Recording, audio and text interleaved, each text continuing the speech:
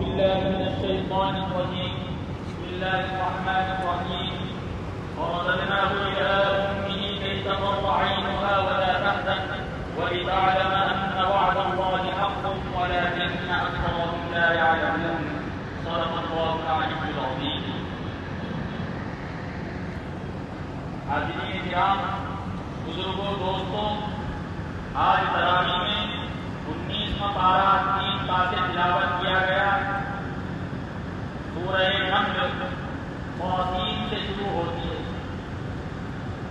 اور میں نے اپنی تقریروں میں بارہا یہ بات عرض کی، قرآن کریم خاص سمجھ کر پڑھا جائے یا بغیر سمجھے پڑھا جائے، اللہ تعالیٰ ہر حرف کی تلاوت پر ایک نیکی عطا فرماتے ہیں اور ایک نیکی 10 گنا اجر و ثواب رکھتی ہے. آپ نے مثال کے طور پر ارشاد فرمایا حدیث مبارکہ میں یہ نہیں کہتا کہ الف لام میم ایک حرف ہے، بلکہ فرمایا الف حرف ولام حرف ومیم حرف. الف ایک حرف ہے، لام ایک حرف ہے، میم ایک حرف ہے. تو جس نے الف لام میم کی تلاوت کی اس کو اللہ تعالیٰ 30 نیکیاں عطا فرماتے ہیں.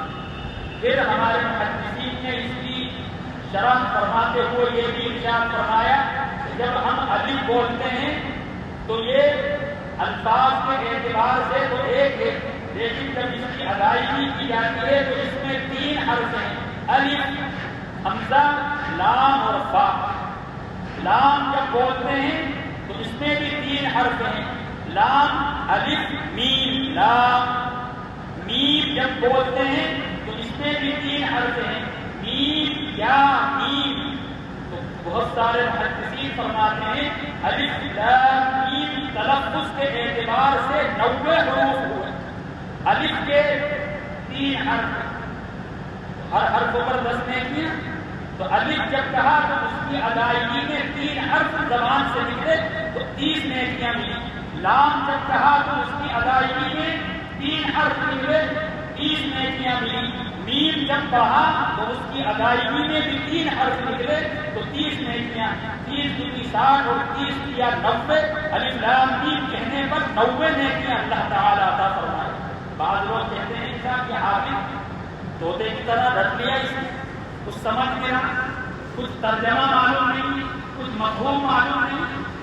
ایسے لوگ ان کو توبہ کرنا چاہیے. قرآن کریم کے لیے لفظ رٹنا بولنا، ارے کوئی کتاب رکھ کے بتا دو آپ کچھ.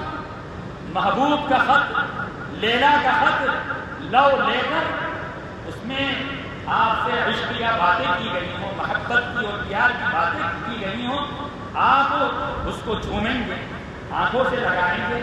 ایک ایک حرف توجہ کے ساتھ کن الفاظ سے، کن آداب سے مجھے مخاطب کیا ہے میرے محبوب نے، میرے پسندیدہ نے، اور میں جس پر دل و جان نثار کر رہا ہوں. آپ اس کے ایک ایک حرف پر توجہ سے غور کریں گے. لیکن 1 مرتبہ پڑھیں گے، 2 مرتبہ پڑھیں گے، 3 مرتبہ پڑھیں گے، 10 مرتبہ پڑھیں گے، 100 مرتبہ پڑھیں گے.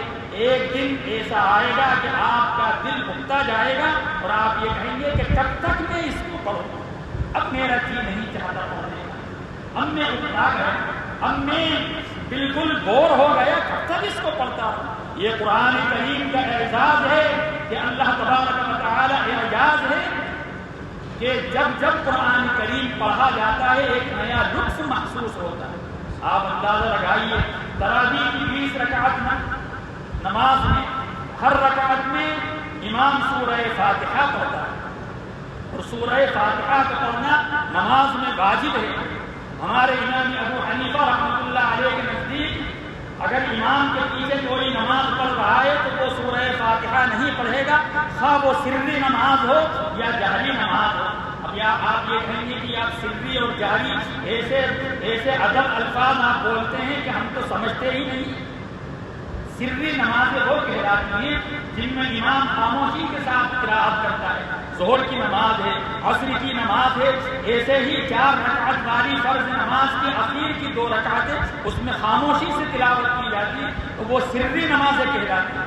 اور جہری نماز، جہر کے معنی بلندی کے آتے ہیں. زور سے پڑھنے کے آتے ہیں تو جہری نماز ہے وہ مغرب کی نماز ہے، عشاء کی نماز ہے، فجر کی نماز ہے، جمعے کی نماز ہے، عیدین کی نماز ہے۔ اسی طریقے سے رمضان المبارک میں جب امام 20 رکعت پڑھاتا ہے اس کے بعد 3 رکعت جماعت کے ساتھ پڑھاتا ہے تو وہ تینوں رکعتوں میں جہرن قراءت کرتا ہے۔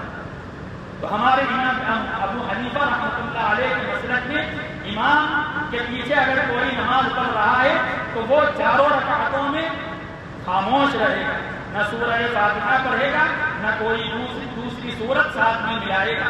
اب بعض لوگ یہ کہتے ہیں کہ صاحب لا صلاۃ لمن لم یقرأ بفاتحۃ الکتاب، بخاری شریف کی روایت ہے کہ اس شخص کی نماز نہیں ہوتی تو سورہ فاتحہ نہیں پڑھے۔ ہم کہتے ہیں کہ ہمارے امام ابو حنیفہ رحمۃ اللہ علیہ کے پاس بھی دلیل ہے اور حدیث شریف ہے کہ من کان لہ امام فقراءۃ الامام لہ قراءۃ، جو شخص کسی امام کے پیچھے نماز پڑھ رہا ہے تو امام کی قراءت مقتدی کی قراءت ہو جائے گی۔ قرآن کریم میں بھی اللہ نے فرمایا وَإِذَا قُرِئَ الْقُرْآنُ فَاسْتَمِعُوا لَهُ، جب قرآن کریم پڑھا جائے تو اس کو دھیان سے سنو اور خاموش رہو۔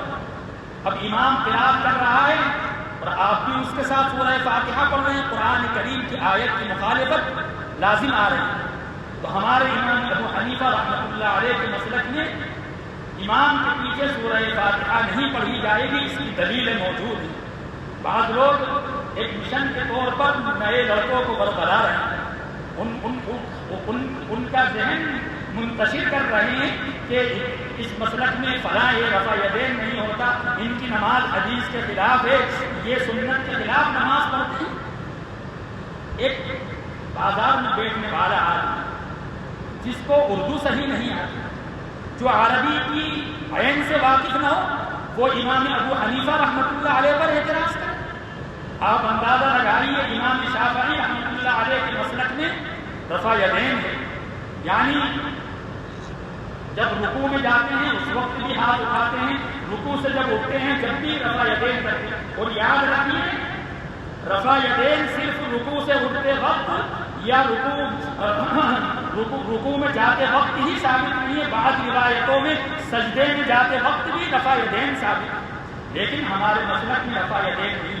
تو میں عرض کر رہا ہوں امام شافعی رحمۃ اللہ علیہ جب امام ابو حنیفہ رحمۃ اللہ علیہ کے مزار اقدس پر حاضری دینے کے لیے اور وہاں پر فاتحہ پڑھنے کے لیے گئے تو مسجد میں جب انہوں نے نماز پڑھی تو وہاں پر رفع یدین نہیں کیا۔ امام ابو حنیفہ رحمۃ اللہ علیہ کے مسلک کے اعتبار سے وہاں پر انہوں نے بغیر رفع یدین کی نماز پڑھی۔ نماز کے بعد لوگوں نے کہا امام شافعی آپ کے مسلک میں تو رفع یدین ہے، آپ کے مسلک میں تو بغیر رفع یدین کی نماز صحیح نہیں ہوتی۔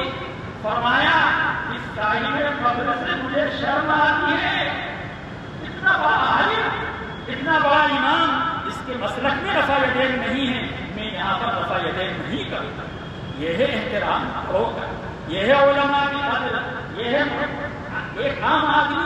امام ابو حنیفہ کا مسلک کمزور ہے، ضعیف حدیثیں ہیں، 17 حدیثیں ان کو معلوم، جان بیل کی دھم نے کسی پر اعتراض نہیں کرنا، میں سمجھانا چاہتا ہوں، آپ کی ذمہ بننا چاہتا ہوں۔ اللہ تبارک و تعالیٰ نے بہت اونچا ان کو مقام مرتبہ عطا فرمایا۔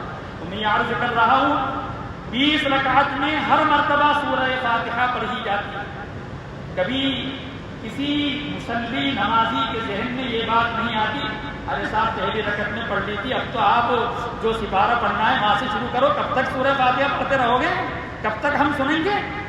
بلکہ اگر بھولے سے کوئی امام سورہ فاتحہ نہ پڑھے اور چھوڑ دے، آپ فوراً مفتی صاحب کو فون کریں گے اور کہیں گے کہ صاحب آج فلاں رکعت میں امام صاحب نے سورہ فاتحہ نہیں پڑھی، ہماری نماز ہوئی کہ نہیں ہوئی؟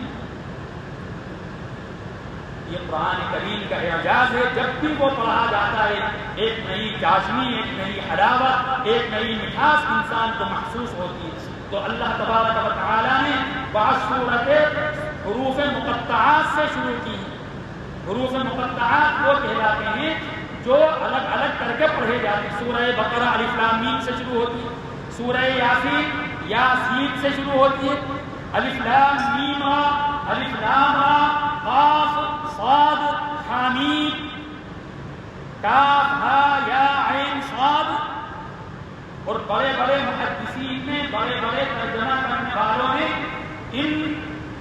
حروف مقطعات کا ترجمہ نہیں کیا، فرمایا کہ یہ اللہ اور اس کے رسول کے درمیان راز ہے، لیکن یہ قرآن کریم کی ایک آیت ہے۔ اگر کوئی سورہ بقرہ شروع کرے اور بسم اللہ الرحمن الرحیم ذالک الکتاب لا ریب فیہ ھدی للمتقین شروع کر دے، الف لام میم نہیں پڑھے تو وہ ایک آیت قرآن کریم کی چھوڑنے والا کہلائے، قرآن کریم کی ایک آیت کا تارک کہلائے۔ پھر کہہ دیجیے صاحب بغیر سمجھے پڑھنا کوئی حیثیت نہیں رکھتا، تو الف لام میم کو چھوڑو، اس کا ترجمہ تو معلوم ہی نہیں، تو معلوم ہوا قرآن کریم کو بغیر سمجھے پڑھا جائے تب بھی اللہ تعالی ہر حرف کی تلاوت پر 10 نیکیاں عطا فرماتے۔ بہرحال سمجھنا چاہیے، قرآن کریم کا ترجمہ پڑھنا چاہیے۔